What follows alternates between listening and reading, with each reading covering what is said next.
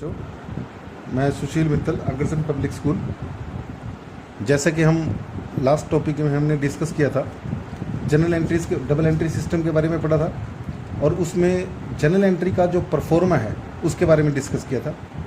आज हम इसके बेसिक से वेरी फर्स्ट एग्जांपल से इसको हम लेते हैं और एक एक एंट्रीज को किस प्रकार से करना है उसके बारे में हम डिस्कस करेंगे। जैसे आपको ये क्वेश्चन दिया हुआ है, मतलब क्वेश्चन आपको ऐसे ही दिया होगा, enter the following transaction in the journal of Siyaram and sons. ये देखो यहाँ पे कई क्वेश्चंस के अंदर नेम दिया होगा, इसका मतलब क्या है, सियाराम एंड सन्स ओनर है।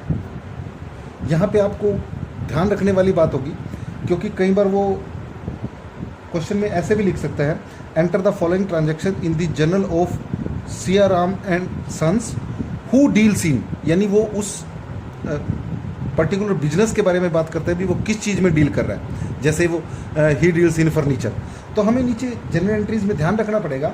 अगर उसमें वो ये कह देता है भाई परचेज फर्नीचर, तो वैसे तो फर्नीचर को हम फिक्स एसेट में इंक्लूड करते हैं, पर क्योंकि उसका बिजनेस फर्नीचर का है तो यहाँ पे अगर वो टिम्बर परचेज करता है या फर्नीचर परचेज करता है तो उसको हम गुड्स परचेज में मानेंगे। ये कुछ चीज़ें आपको ध्यान रखनी पड़ेंगी। जब भी आप जनरल एंट्रीज पास करोगे तो उसमें ध्यान रखना, वो जनरल एंट्रीज आपने या तो आप खुद अपने आप को मानोगे भी सियाराम आप खुद हो, आप अपनी बुक्स में एंट्री कर रहे हो, या फिर आप उस सियाराम एंड सन्स के अकाउंटेंट हो, तो आपने उस ट्रांजैक्शंस में ये देखना है जो ट्रांजैक्शंस उसमें एंट्रीज के अंदर होंगी, उन एंट्रीज में उस ट्रांजैक्शन से क्या इफेक्ट हो रहा है, कैश आया है या कैश गया है या गुड्स आई हैं, ये मतलब क्या ट्रांजैक्शन हुई है, उसके इफेक्ट कहाँ कहाँ होंगे, उस चीज़ का आपको ध्यान रखना पड़ेगा। यहाँ पे एक चीज़ आपको और क्लियर कर दूँ मैं, अगर आपको क्वेश्चन में लिखा हुआ है परचेज गुड्स फ्रॉम रोहित ₹10,000, एक स्टेटमेंट ही होगी। दूसरी स्टेटमेंट है purchase goods from Rohit for cash, दूसरी स्टेटमेंट। अब यहाँ पे देखिए दोनों में फ़र्क क्या है, एक में सिंपल लिखा हुआ है परचेज गुड्स फ्रॉम रोहित। जब आपको पर्सनल अकाउंट का नेम दिया हुआ है, यानी हमने गुड्स किस पे खरीदी है, और उसमें ये नहीं लिखा हुआ कि वो गुड्स आपने कैश में खरीदी हैं या क्रेडिट में खरीदी हैं, तो उसको हम क्रेडिट परचेज डील करेंगे। अब दूसरी स्टेटमेंट में, एक स्टेटमेंट में क्या लिखा होता, purchase goods from Rohit for cash, यहाँ पे नेम भी दिया हुआ है पर उसने साफ लिख दिया कि गुड्स कैश में परचेज की गई। जब आपको इंडिकेट कर दिया गया है भाई गुड्स कैश में परचेज की गई है, तो उस सिचुएशन में ध्यान रखना बच्चों, फिर हम रोहित का नाम नहीं लेंगे, फिर उसको कैश परचेज से डील करेंगे, कैश परचेज से उसकी जो है एंट्री करेंगे। उसके अंदर आप देखोगे भी कैश आपका गया है और गुड्स आपकी जो है बिजनेस के अंदर आई है। यहाँ पे जो कैश अकाउंट है आपका, ध्यान रखना वो रियल अकाउंट है, उसमें रियल अकाउंट का रूल लागू होता है।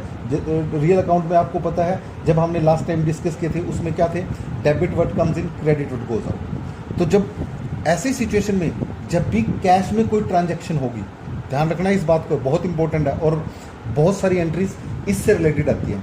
फिर उसमें हम रूल्स को फॉलो नहीं करते, सिर्फ सिंपल ये देखते हैं भी कैश बिजनेस के अंदर आया है या कैश बिजनेस से गया है।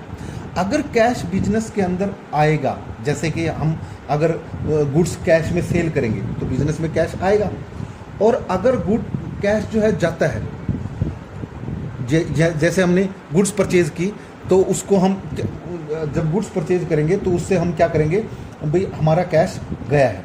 जब कैश आएगा तो कैश को डेबिट करेंगे, और जब कैश जाएगा तो कैश को क्रेडिट करेंगे। और यहाँ पे एक चीज़ और ध्यान में रखनी है बच्चों आपने, यहाँ पे जनरल एंट्रीज के अंदर गुड्स को कहीं भी डील नहीं करेंगे। सिंपल हम क्या करेंगे, अगर गुड्स परचेज की है तो परचेज अकाउंट से डील करेंगे, और गुड्स अगर हमने सेल की हैं तो सेल से डील करेंगे। सिर्फ नरेशन के अंदर लिखा जाएगा भाई गुड्स हमने परचेज की हैं, कैश में की हैं या क्रेडिट में की है। नरेशन में जो है हम सिंपल उसको जो है एक्सप्लेनेशन देंगे। तो इन कुछ चीज़ों को ध्यान में रखते हुए हम ये फर्स्ट एग्जाम्पल को आज जो है सॉल्व करने की कोशिश करेंगे। उसके बाद नेक्स्ट उसमें जो है हम कुछ उससे रिलेटेड एंट्रीज जो है वो डिस्कस करेंगे। आपको ध्यान रखना है, जब भी आप एंट्रीज करोगे तो आपको हमेशा ये परफॉर्मा प्रिपेयर करना है। जब आप परफॉर्मा प्रिपेयर करोगे तो ऊपर सबसे पहले लिखोगे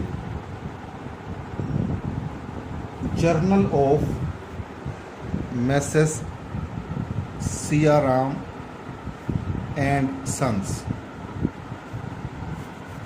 जिसकी बुक्स में प्रिपेयर कर रहे हो उसका नाम लिख दोगे। फिर आप अगर डेट्स दी हुई हैं तो डेट लिख दोगे, अगर सीरियल नंबर दिया हुआ है तो यहाँ पे डेट की बजाय सीरियल नंबर लिख दोगे। उसके बाद सेकंड आपका कॉलम आता है पर्टिकुलर्स, यहाँ पे डिटेल लिखोगे, एंट्रीज किस प्रकार से करनी है अभी हम करके देखेंगे। LF लेजर फोलियो, जब इस एंट्री को लेजर में पोस्ट किया जाएगा तो वो कितने नंबर लेजर में पोस्ट किया गया है वो यहाँ पे हम नंबर एंटर कर देंगे। यहाँ पे हमारा डेबिट अमाउंट और यहाँ पे हमारा क्रेडिट अमाउंट। इस तरीके से हम ये परफॉर्मा जो है हर एक क्वेश्चन के अंदर जब भी आपको जनरल एंट्रीज करनी होंगी ये परफॉर्मा आपको बनाना पड़ेगा। और एक पेज के ऊपर जब भी सारी एंट्रीज खत्म हो जाएं तो आप लास्ट में जो है ग्रैंड टोटल करोगे। Grand total carry forward C/F, यहाँ पे दोनों साइड का टोटल बराबर होता है, एक साइड का टोटल कर लो, दोनों साइड का टोटल जो है वो लिखना होगा आपको टोटल करके। फिर इस टोटल को हम नेक्स्ट पेज पे पहले हम ट्रांसफर करेंगे। ग्रैंड टोटल ब्रॉट फॉरवर्ड, देखो इसकी एंट्रीज किस प्रकार से करनी है, ये परफॉर्मा वैसे बनाना है।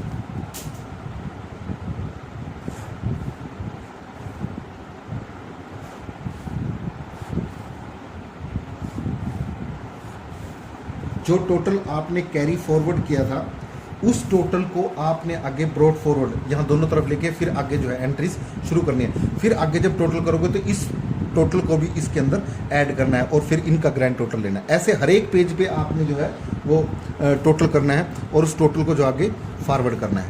ये चीज़ें आपको जो है ध्यान रखनी पड़ेंगी।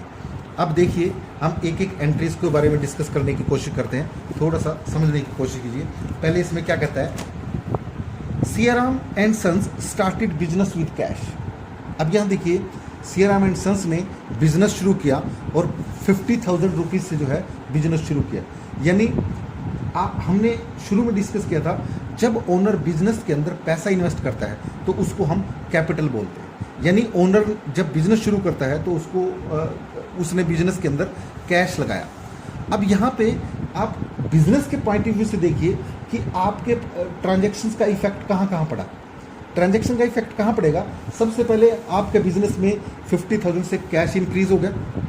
उसके बाद फिर अब जो ओनर बिजनेस के अंदर पैसा लगाता है उसको हम कैपिटल बोलते हैं। ओनर की कैपिटल इंक्रीज होगी और कैपिटल आपको पता है वो लायबिलिटी होती है और उसको हम जो है क्रेडिट करते हैं। तो इसको हम जनरल एंट्रीज में किस प्रकार से शो करेंगे, थोड़ा सा इस चीज़ को ध्यान रखने की कोशिश करिए। पहले सबसे पहले हम डेट लिखेंगे Jan 1 जैन को एंट्री करेंगे। अब देखो बिजनेस में कैश आया हमारे पास तो हम जब मैंने अभी आपसे डिस्कस किया था भाई जब बिजनेस के अंदर कैश आएगा तो कैश को हम डेबिट करेंगे और जब बिजनेस से कैश जाएगा तो कैश को क्रेडिट करेंगे। यहाँ बिजनेस के अंदर कैश आया है तो एंट्री देखिए किस प्रकार से कर, जनरल एंट्रीज हमें किस प्रकार से बनानी है। कैश अकाउंट इसके साथ लगता हुआ, डेबिटेड हमेशा इस कॉलम के साथ, कैश अकाउंट डेबिटेड और थोड़ा सा जगह छोड़ के टू कैपिटल अकाउंट। यहाँ पे आप देखो डेबिट में कितना अमाउंट आएगा 50,000, क्रेडिट में कितना अमाउंट आएगा, क्रेडिट में अमाउंट इस तरफ, डेबिट में डेबिट में, क्रेडिट वाला क्रेडिट में, इसके सामने इनके सामने ऐसे। फिर आप नरेशन लिखोगे, नरेशन के साथ आपको या तो बीइंग यूज़ करना है या फॉर यूज़ करना है। अगर कुछ नहीं भी यूज़ करोगे तो भी कोई दिक्कत नहीं है, सिंपल आप इसमें जो है नरेशन लिख दोगे for business started by Shyam with capital of ₹50,000, इसको क्लोज कर दो।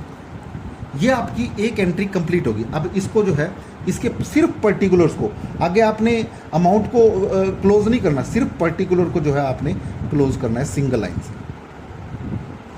ठीक है, होपफुली कि आपको ये चीज़ समझ में आ गई होगी। उसके बाद वो नेक्स्ट कहता है परचेज गुड्स फॉर कैश। यहाँ पे देखो ना, उसने नेम दिया भाई किससे खरीद दिया किससे नहीं खरीद दिया, सिंपल उसने लिख दिया cash, goods purchase for cash. यहाँ पे आपको ध्यान रखना पड़ेगा, जब वो परचेज गुड्स चाहे किसी से भी खरीदी हो, कैश में खरीदी है यानी हमारे से कैश गया और स्टॉक जो है वो बढ़ गया, तो उसके हिसाब से हम जो है उसकी एंट्री करेंगे।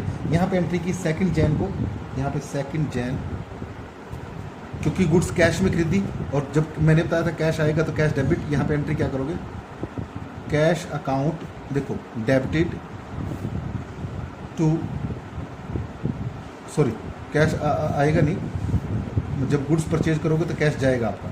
एंट्री क्या करोगे, परचेजेस अकाउंट डेबिटेड, क्योंकि गुड्स खरीदी है इसलिए हम परचेज, गुड्स का नाम नहीं लिखेंगे, परचेजेस को लिखेंगे, purchases account debited to cash account,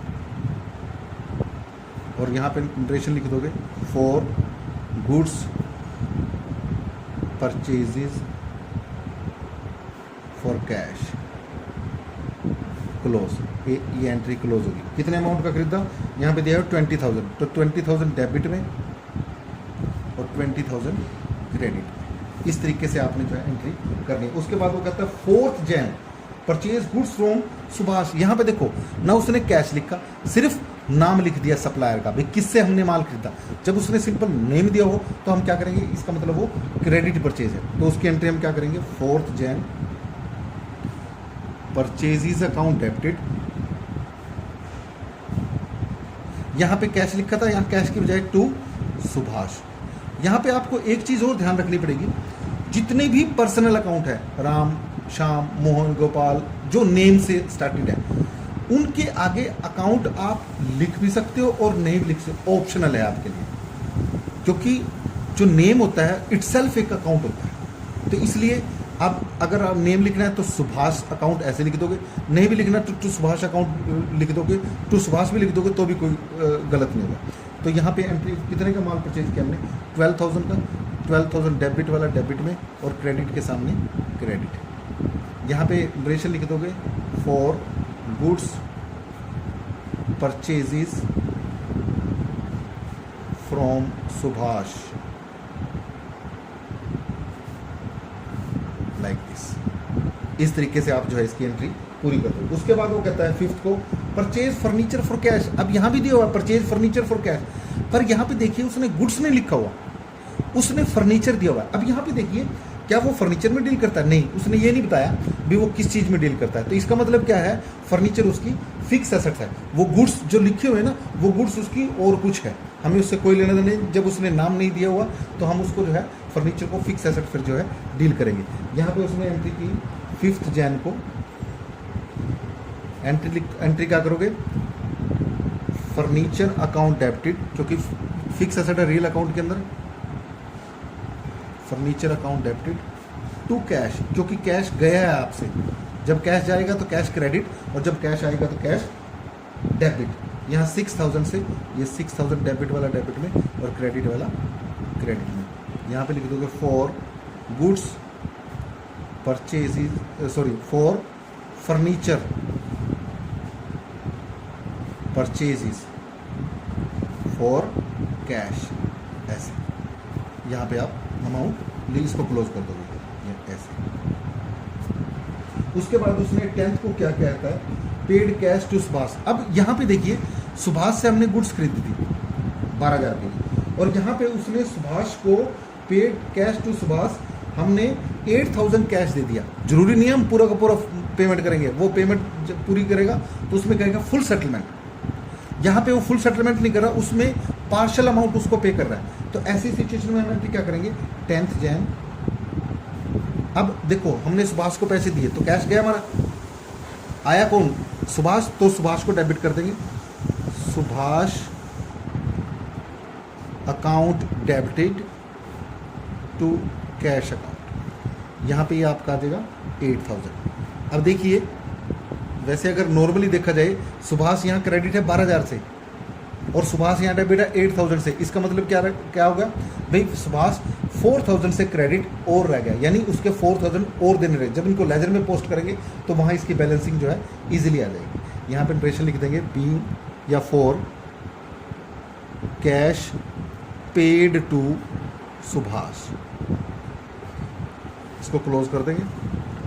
उसके बाद फिर कहता है 16 को purchase goods from Ravi for cash. अब यहाँ पे देखिए नाम भी दिया हुआ है और कैश भी लिखा हुआ है। जब कैश लिखा हो फिर नाम का कोई मतलब नहीं होता। सिंपल हम उसकी एंट्री क्या करेंगे, क्योंकि जब आप गुड्स खरीदोगे तो वही सेम एंट्री। परचेज किस डेट में हुई, 16 को, 16 जाए। यहाँ पे purchases account debited to cash account. इस तरीके से आप जो है ये माल खरीदते हो उसमें 5000 का, यहाँ 5000 की एंट्री आप जो है कर दोगे। For goods purchases from Ravi for cash, ऐसे आप इसकी इंप्रेशन क्लोज कर दोगे इसको, ऐसे, ठीक है। उसके बाद बॉट मशीनरी फॉर कैश, ये भी आपकी फिक्स एसेट है, सेम वैसी एंट्री होगी, क्योंकि कैश गया है, machinery account debited to cash account. और उसके बाद देखिए पेड रेंट। पेड रेंट का मतलब क्या है, यानी हमने एक्सपेंसेस, जब भी कोई एक्सपेंसेस पे करोगे, ये नॉमिनल अकाउंट में आते हैं और नॉमिनल अकाउंट में हमने डिस्कस किया था डेबिट ऑल एक्सपेंसेस और लॉसेस, क्रेडिट ऑल इनकम्स और गेन्स। जितने भी एक्सपेंसेस हैं सबके नेम से डेबिट करेंगे।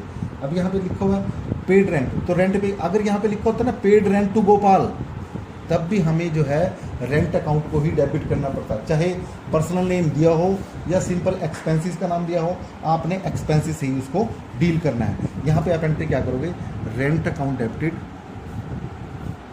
To cash account. अगर आपको सैलरी पे की होती आप एंट्री क्या करते, salary account debited to cash account. अगर आपको कमीशन रिसीव्ड होती, वो आपकी इनकम होती, कैश आता आपके बिजनेस में, cash account debited to commission account. इस तरीके से आपने जो है एंट्रीज करनी है। और फिर जब ये पेज खत्म हो जाए तो आपने क्या करना है, इसका टोटल जो है यहाँ पे करना है। जैसे इसका 50 और 20 70 82 88 96 1,01,000, यहाँ पे 1,01,000 इसका टोटल करना है। और 1,01,000 क्योंकि डेबिट और क्रेडिट में हम सेम अमाउंट लिखते हैं। अगर डेबिट क्रेडिट में सेम अमाउंट नहीं है, इसका मतलब आप मान के चलिए आपकी एंट्री वहीं गलत है। तो इसका अमाउंट जो है मोस्टली 100% सेम मिलेगा। फिर इसको आप आगे जो है फॉरवर्ड कर दोगे, grand total brought forward. BF का मतलब ब्रॉड फॉरवर्ड, CF का मतलब कैरी फॉरवर्ड। यहाँ कैरी किया, फिर इसको आगे ब्रॉड किया, 1,01,500 और 1,01,500। इस तरीके से आपने जो है ये इसको क्वेश्चन करने हैं। आगे हम इसके बारे में जो है और आगे इनके बारे में डिस्कस करेंगे। Thank you.